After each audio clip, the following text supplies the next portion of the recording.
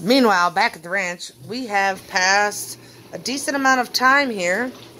We have started pasta on the boil, and this has been going for a while. He is now about to add what looks like a little bit of cornstarch.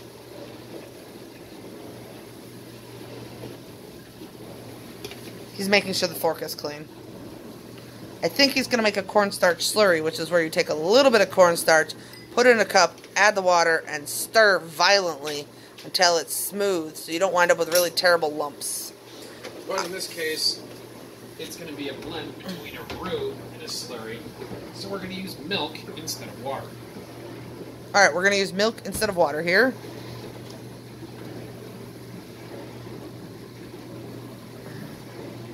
Traditionally, Coq Au Vin would be roux thickened, but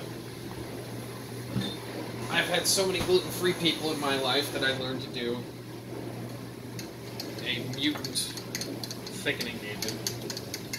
We're using a way to do this that's gluten-free because I can't have flour. Normally he would, what, flour and water?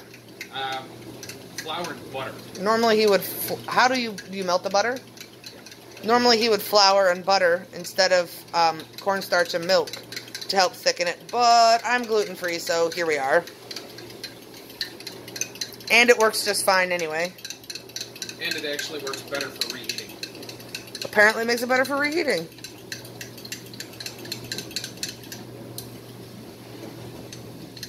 Why does it make it better for reheating?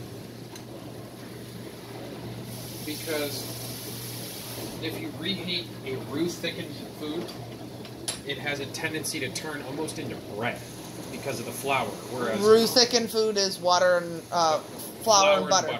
Yes. Okay. Whereas cornstarch or a slurry-thickened food, it makes it a little shinier the first time. It gives it almost a glossy finish. Mm-hmm. And it reheats better because it doesn't turn into bread. Okay, see how much this is reduced, by the way? You can see the buttons and the tops of the chicken now. We're not adding much. Probably 4 ounces of liquid here. 4 ounces of cornstarch and milk. How much cornstarch did you add? 2 tablespoons, maybe 2.5. Somewhere in the vicinity of 2.5 tablespoons on the cornstarch.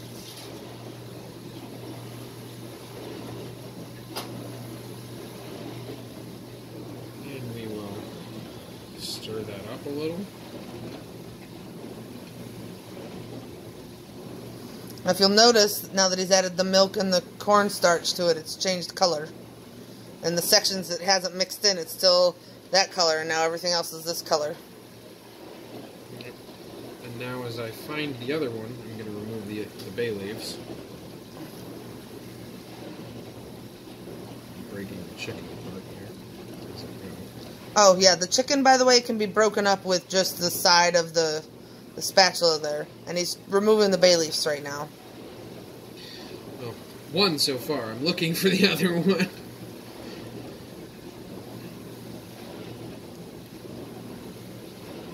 The other one was a partial piece.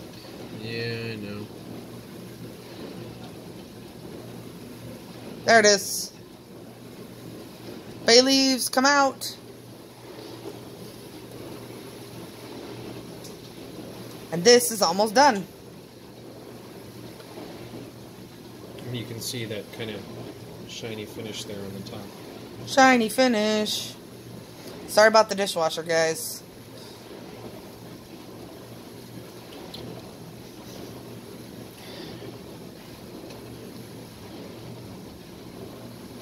Alright, do we need to watch this, or are we good? We're good now. We're going to turn this up and bring it up to a quick boil again, because the heat will help to thicken everything and bind it together. Turn it up to a quick boil, and then what? Let it thicken for just a few minutes, and then turn off the heat. Okay, so we're going to turn it up to a quick boil, then we're going to let it thicken up, and then we're going to turn off the heat, and then it's done. And I will show you a picture of what it looks like when it's plated. Bye-bye.